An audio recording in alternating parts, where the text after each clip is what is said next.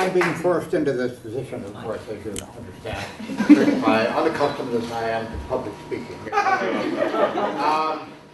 I think I should mention that the James Randi Educational Foundation, the JREF, as we affectionately refer to it as, has supported several of these Skepticamps around the country for some time now. Not profusely, but we have donated, and I see that that was a very good cause, and I'm happy to see such an eager group here. I am currently on a campaign to try to cut out the expression, you know, in conversations and at addresses. There's one gentleman here, I won't indicate who it was, but gave us 31 you-knows in his response as he commented on something that has just taken place.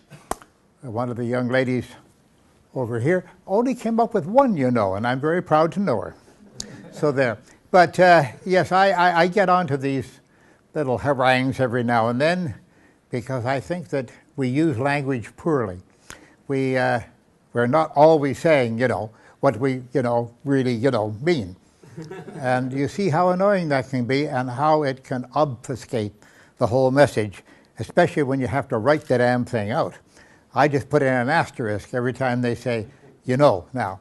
It's much more convenient that way. I am very privileged to have had the chance to be invited in here and just say hello. I was expecting campfires and chanting and things like that, but I don't see much of that being practiced, and I'm happy at that.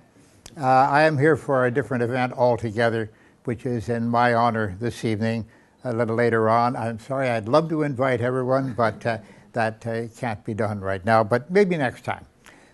In any case, I want to thank you for inviting me here, and I will take, let's take 5 questions from the audience very quickly, and I'll try to handle them without saying, this number of times, okay? Who would be the first person that would like to ask a question of me? I don't see any hands. Okay, goodbye. Thank you very much for the... No questions whatsoever? Am I that clear on YouTube? I can't believe that. The YouTube thing, by the way, I find extremely valuable, except that anything I say or do now, within 20 minutes it's on YouTube someplace. There's even a YouTube, yeah, exactly, the man pointing to the camera.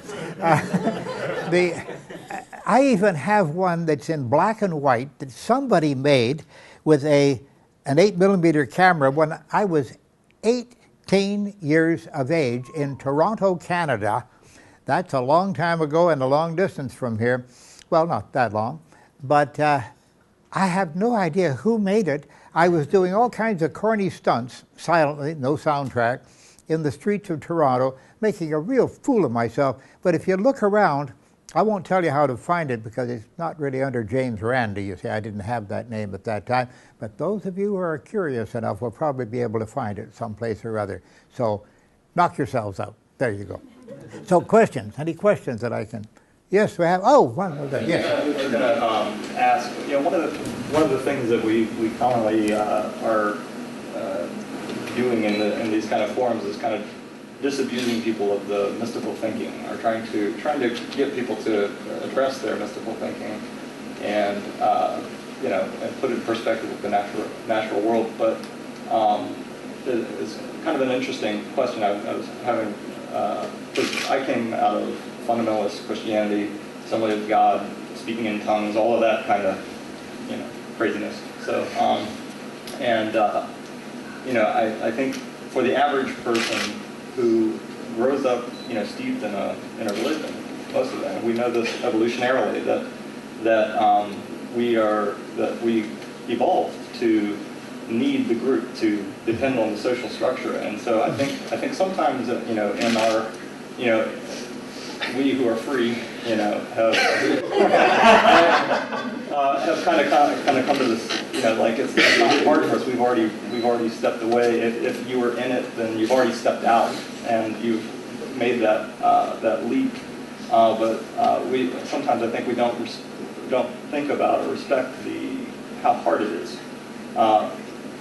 Even from an evolutionary perspective, to make that change, to make that step, and how, what you might be asking someone to do in terms of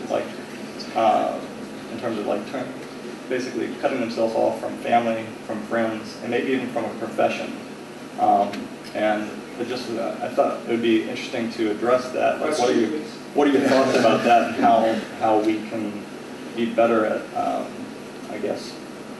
helping people across that line? Okay, good question. That was 7 you-knows. Yes. I count them behind my back doing this sort of thing. Bob Park is well aware of that. He's seen me doing this at a lot of talks. Yes, I think that the one thing I will say about that very briefly is that we must have respect for the difficulty that these people go through. You know how tough it was for you to do it, and you got to be sympathetic. You've got to understand that they made a huge leap. They really reached out of themselves in order to make that change. I think hardly a day goes by that on my email I don't get a message from somebody saying, I must tell you that what you said or what I read in your book or what I saw of you on YouTube really turned me around, Mr. Randi. And usually that turnaround is for the better. It's just, I believe that it is.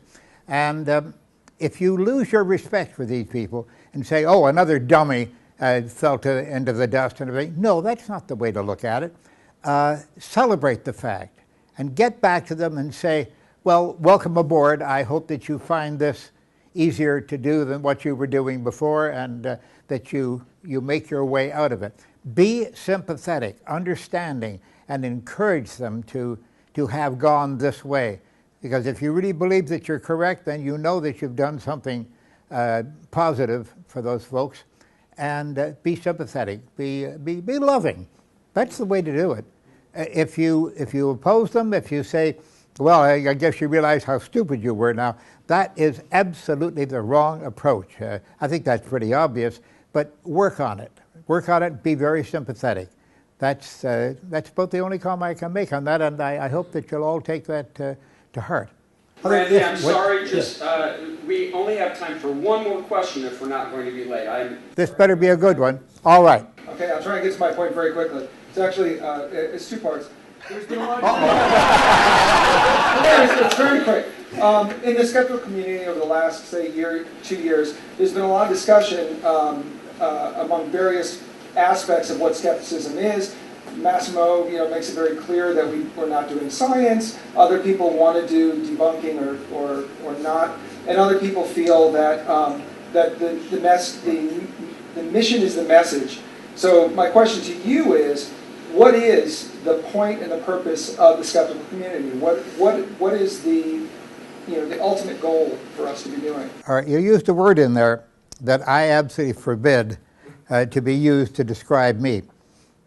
Debunker. Debunker means, or debunking means, that you go into the investigation with the idea, this is not true, and I'm going to prove it's not true. In most cases, you can't prove a negative. I can't prove that there isn't a unicorn someplace in South Africa, for example.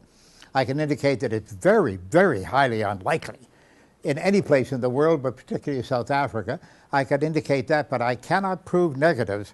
I can prove one negative, that I am not a giraffe, because I don't match the description. I'm much better looking and don't have as long a neck.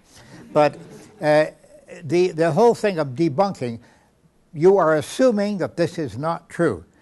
You're not a debunker, you're an investigator. I always accept that label, but not the label of debunking.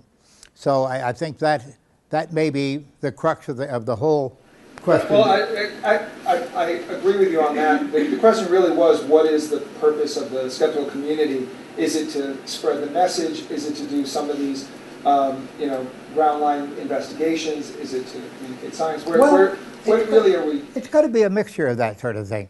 I think that encouraging investigations and encouraging questioning of these claims is very, very important. Spread the message, yes, spread the message. I think that is the most important thing we can do. But it's a message of skepticism, not of cynicism, ever. And we don't come down on these people. We approach them and try to be sympathetic and lead them to the light, so to speak. But thank you very much for that question. Thank you. Thank you.